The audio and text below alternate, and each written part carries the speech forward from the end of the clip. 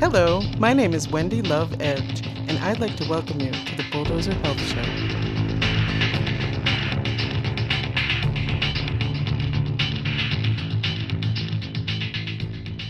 In this episode, I'll be interviewing Dr. Uma. Dr. Uma is a family medicine physician and an occupational and environmental medicine physician. She is also a cannabis therapeutic specialist. Welcome to the show, Dr. Uma. Thank you so much, Wendy. It's a pleasure to be here tonight. I'm so glad to have you here. So, Dr. Uma, let's talk a little bit about the opiate epidemic in this country. What are your thoughts about it? It's really very sad to say that it's impacting everybody in some way, shape, or form. We know of somebody that's been impacted, or family members know of somebody else that has been impacted in the community. And it is an epidemic that has been created by our society and by our healthcare system. Created by the healthcare system.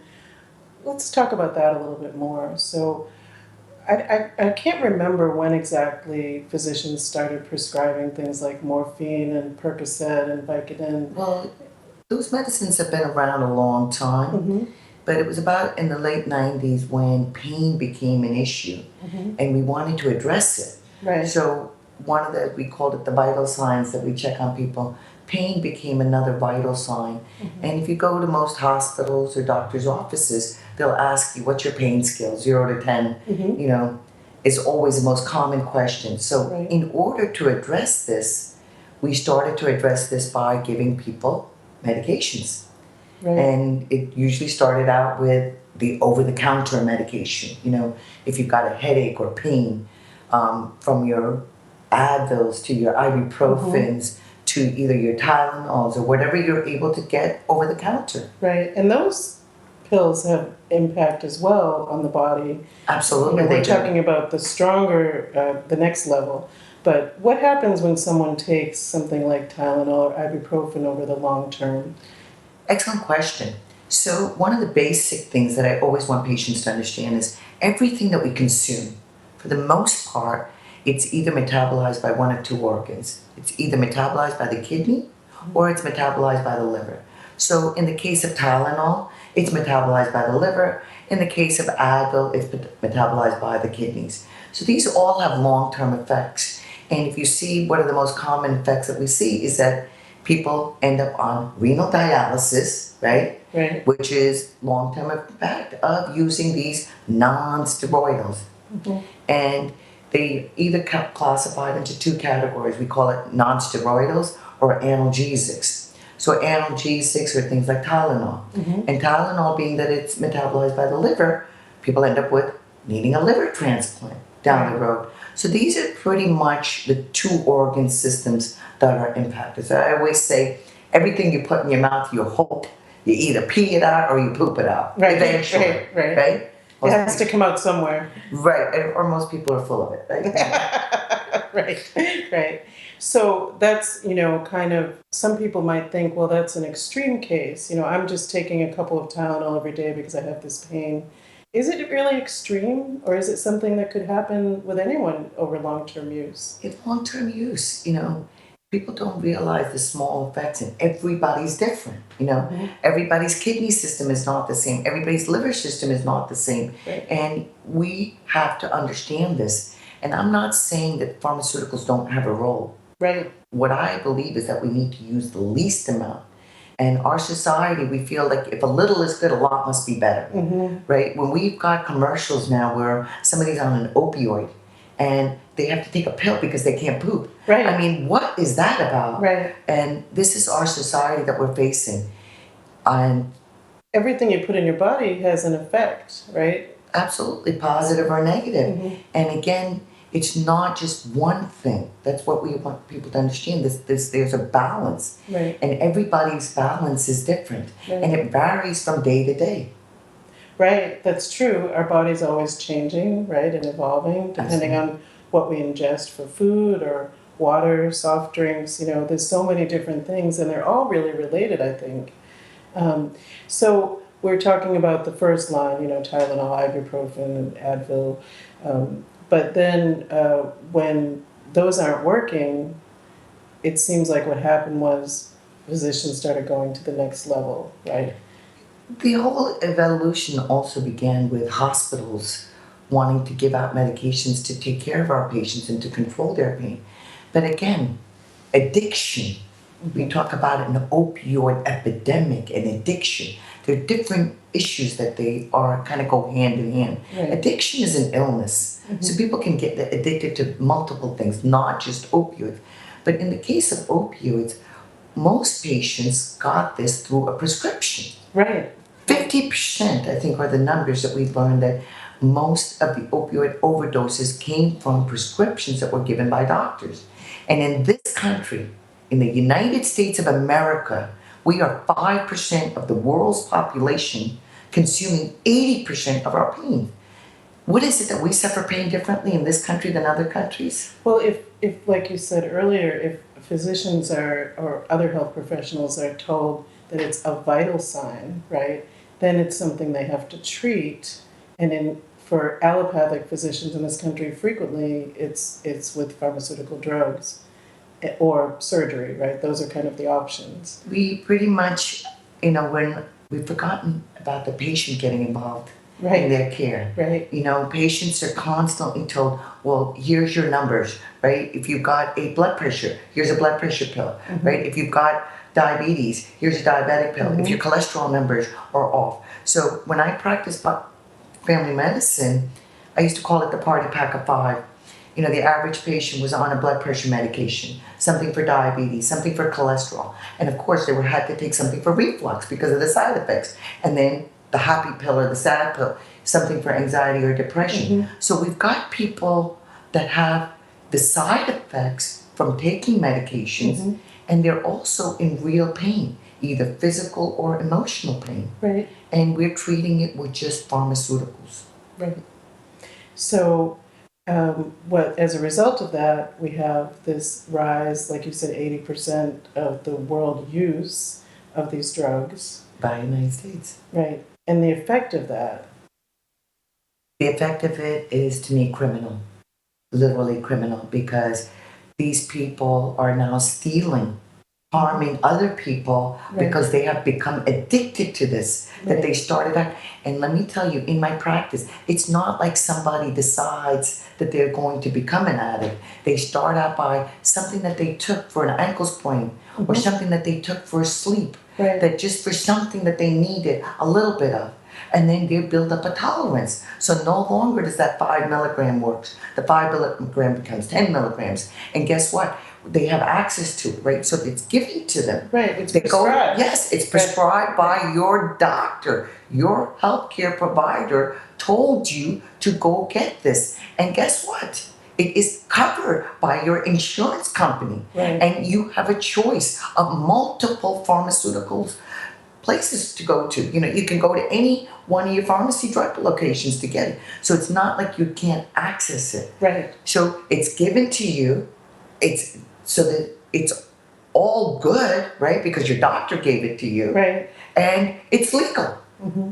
Right. So we have built up a society, and now we're telling them, no, you can't have this. Right. And these people are now left on the streets, literally.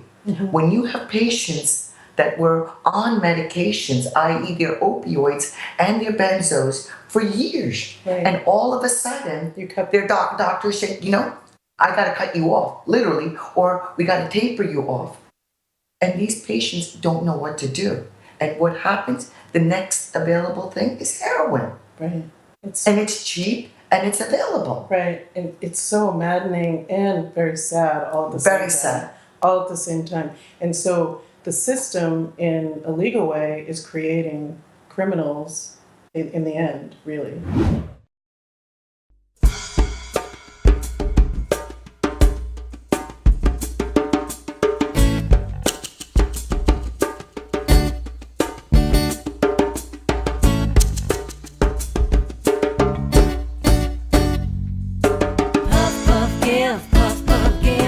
Share and live,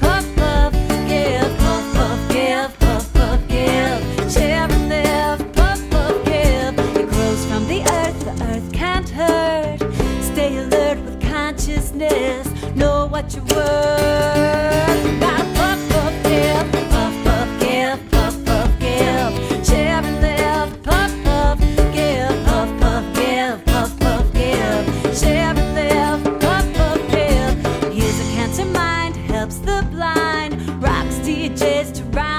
time. Queen of Kaya, sweet kind lip, grow to the sky. Puff, puff, give, puff, puff, give, puff, puff, give. Share and live, puff, puff, give, puff, puff, give, puff, puff, give. Share and live, puff, puff, give.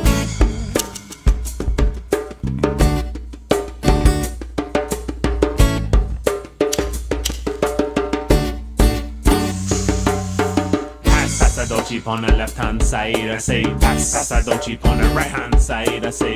Lift your chalice if you're feeling high. We know why you puff like praise Jah Rastafari. Smoking Buddha makes me feel irie. I know why I feel free. Yes, I'm token sensei. So come on, puff up give if you know what I mean. So pass it around, baby, cause it's obscene. Don't hug the green.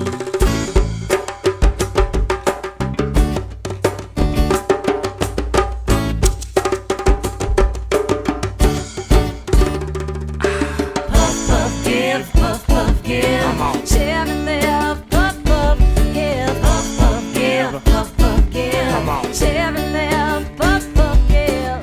Good into brownie, rice, crispy treat. Grooving, dancing in bare feet. Love and sunshine, free to live. Thank you, God, to God. Puff, puff, give, puff, puff, give, puff, puff, give. Come on. Share and live, puff, puff, give, puff, puff, give, puff, puff, give. Come on. Share and live, puff, puff, give, puff, puff, give, puff, puff, give. Come on. Share and live, puff, puff, give, puff, puff, give, puff, puff, give. Come on. Share and live, you gotta puff, puff, give. What are the solutions? Great segue. You know, everybody has to get involved in this. And I practice what I call total healthcare THC. THC, I love Yes, that. yes, and you do need the THC. So as a cannabis therapeutic specialist, I want facts, and this is what I practice. And we use 3 words in my practice. We say educate, embrace, and empower. So all of my patients learn about the endocannabinoid system. And Now, did you learn about that in medical school? I am so sadly to report, no, I did not. I did not. And as you said, I have all these different trainings. You have a lot of training. Yes. Yes. Yes, I have been around the block in many ways of education, Mhm. and never had I learned about the endocannabinoid system, Wendy. And even now, only about 15% of the medical schools even teach it. So what is the endocannabinoid system? Thank you so much. It's my favorite system. I explain it in one word: life. It's a pretty big word. It is. And I say homeostasis, balance. So the endocannabinoid system that I've learned about has actually evolved over 600 million years from the sea squirt to what we have in humans. And I love the words that Dr. Damasio explains the endocannabinoid system. He says that the endocannabinoid system is meant for us to relax, eat, sleep, forget, and protect. That's my mantra. So let's look at those 5 words. So I said to you life, and I said to you homeostasis, balance. So when I look at these 5 words, too much or too little, that means you're not in balance. And it can happen at different times. So let's take the word relax. If somebody's muscle was in a constant spasm, or if it was flaccid, it didn't move, imbalance. If somebody ate too much or not enough. What if somebody slept too much, depression? What if they didn't sleep enough, like an insomnia? Right. Forgetting. People forget. Alzheimer's, dementia. Mm-hmm. What if you didn't forget enough? Like people that suffer from PTS. Mm-hmm. Right. PTSD, right? I can PTSD. relate to that. I can relate to that too. Unfortunately. Mhm. Unfortunately or fortunately, I can relate to it. And I say, we're not disorders. PTS is a real event. So when we talk about being able to forget, if somebody remembered that event over and over, Mm-hmm. you can't function. I always teasingly say, if a woman remembered childbirth, Right. right? There'd be no You more think children, that- right? We wouldn't be having sex anymore, right? Right. But there's an appropriateness of forgetting too much or not. Right. Protection, Right. overprotection or underprotection. So let's look at that. Autoimmune illnesses. We're facing so many Mhm. rheumatoid arthritis, people suffering from Lyme's disease and its complications. What if you can't protect enough? What if you've gone through chemotherapy? What if you've had radiation? Or what if you're diabetic? All of these people are now immunocompromised. So let's go through those 5 words again. Relax, eat, sleep, forget, and protect. This is life. Right. And so what we've learned is that this endocannabinoid system, let's take that word apart. Endo means within, cannabinoid system. So to explain it, when we talk about cannabinoids, we talk about 3 types of cannabinoids. We talk about endocannabinoids, which are made within our body, phytocannabinoids, which are plant-driven, and synthetic, which are made in the laboratory. All 3 of these work with receptors.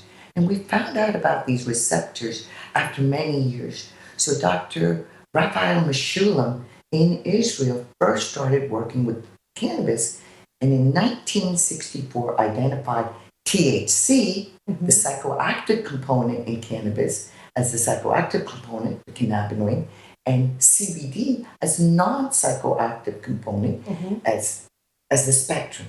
But we now know cannabis, canna means stalk or fiber, and bis means a plant with 2 sexes, has over 400 different chemicals, over 100 different cannabinoids, THC just being one of them and CBD being another. But there's so many. And these work with the receptors. And what we identified is CB1, cannabinoid receptor 1, which was primarily in our brain, CB2, which is primarily in our immune system. But what we found is that it's everywhere. That's why it works for so many different ailments. It's like a miracle, really. It is. And so that's what's fascinating, that we found that this plant was outside, and yet there was receptors. It wasn't until 1992 that we identified that our body made its own endocannabinoids. And guess what? It mimicked THC. So the first endocannabinoid that was identified was called anandamide. Ananda means joy, bliss. And it mimics just like what's found in breast milk, anandamide. And cannabis, the cannabinoids, are able to work with the receptors, THC in particular. That's why this plant works so beautifully with our system and is able to give us this balance. It's like it was made for us. Thank you. It was. And sadly to say, most doctors don't know a couple of facts. Let's go through some facts. So first, number 1, nobody has ever overdosed on cannabis. And if somebody tried, you'd have to smoke a joint the size of a telephone pole in 15 minutes. It ain't happening. Okay, I'd like to take part in that study. Right? So no deaths. And we'll go into a little more detail. But the U.S. government has a patent for this. Right. And they've had a patent number 6630, number 507. And they've had this patent since October 7th, 2003. And guess what they say? Cannabinoids, all of them, as an antioxidant and neuroprotectant. Fact number 3, it was prescribed by doctors and in the pharmacopoeia in the United States. And it was listed, prescribed. Today, I don't get to prescribe it. I have to write a recommendation for it. And I truly believe cannabis is not for everybody, yet it should be a first-line option, not the last resort. Absolutely. Right. And I've been saying this for years. Cannabis is not an entrance drug. It's an exit drug from pharmaceuticals and narcotics. And I'm seeing that in my practice. Hello, my name is Sage Amdahl from Sage Advice LLC, and cannabis is my exit drug. I'm a medical cannabis patient in the state of Washington using cannabis to treat my condition of glaucoma. Hello, I'm Dan from Connecticut. Cannabis was my exit drug. Now it's my medicine. I'm Debbie. I'm in Oregon. Cannabis was my exit drug. Now it's my medication. It's replaced 12 prescription medications and multiple over-the-counters and supplements. My name is Mark Prime, and I'm from Rogers, Arkansas, and cannabis was my exit drug. And now cannabis is my medicine. My name is Teddy. I'm from Albuquerque, New Mexico, and cannabis is my exit drug. From Xanax, Seroquel, lithium, methadone, to name a few. Cannabis is my only medicine now. My name is Christy. I live in Oregon. Yeah, cannabis is my medicine. I went from being on hospice and dying to losing over 100 pounds and getting off of 56 drugs. And I am free of opioids. Cannabis is keeping me alive and restoring my health. Hi, my name is Amy Mellon. I am a medical cannabis patient from Oregon, just moved to Maryland. Cannabis is my medicine that I use every single day. I treat CRPS, complex regional pain syndrome, neuropathy, ADD, PTSD, fibromyalgia, facial, shoulder, eye tic, the list goes on. I believe it's an exit drug. It got me off my opiates, my other pharmaceuticals, and helped me drop weight. Cannabis gave me life. The patent, it's very interesting. People don't take out a patent. The government doesn't take out a patent on something that isn't valuable. Would you say that's true? That brings up a very important point because right now, cannabis is in Schedule 1. Right. Okay? And it's there along with heroin, LSD, and ecstasy. Okay? What that means is that there's no medical use in the United States, that there's no medical research in the United States, and a potential for abuse. And meanwhile, the U.S. government has a patent for it. Right. Let's ask some questions. Mm-hmm. Something doesn't add up. Right? It's criminal. It's criminal. It's sadly criminal. And what's really sad to say is that, again, it was cannabis. And they changed the name to marijuana. And that's what they created, a marijuana stamp tax in 1937. Mm-hmm. And then here it is, 2017. And 80 years later, it's still, I feel, in that same mentality. Right. 80 years of prohibition. We're still here. There's been a lot of progress recently, but still, I'm a cannabis patient. When I am in Massachusetts, I can legally use my medicine that works for me. When I leave the state, when I cross state lines, I can't bring it with me, even into another legal state. It's very difficult for patients, and yet very easy to go and still pick up these other drugs, yes. Opiates, or the over-the-counter drugs that clearly, as you pointed out, affect the kidneys and the liver. And there's debts related to this. And you bring up a very important point.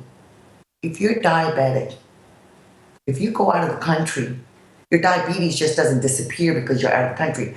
So why should your zip code, this is my question, why should your zip code be your factor in you accessing your medicine? Right, I agree. And why is it the lawmakers are telling me how to practice medicine? Right. Why is it that we have a list of conditions that change from state lines to state lines?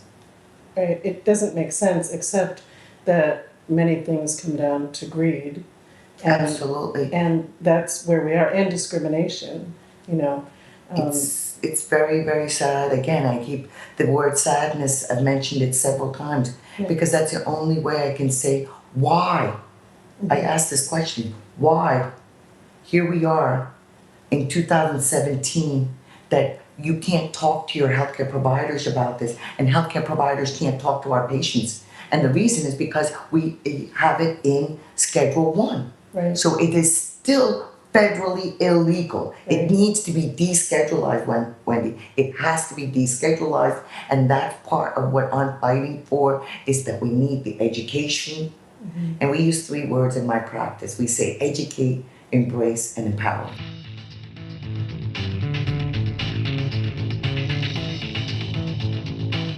Bulldozer Health Incorporated is a 501c3 nonprofit organization and healthcare reform initiative. You can find us at bulldozerhealth.org. Take back your health, America.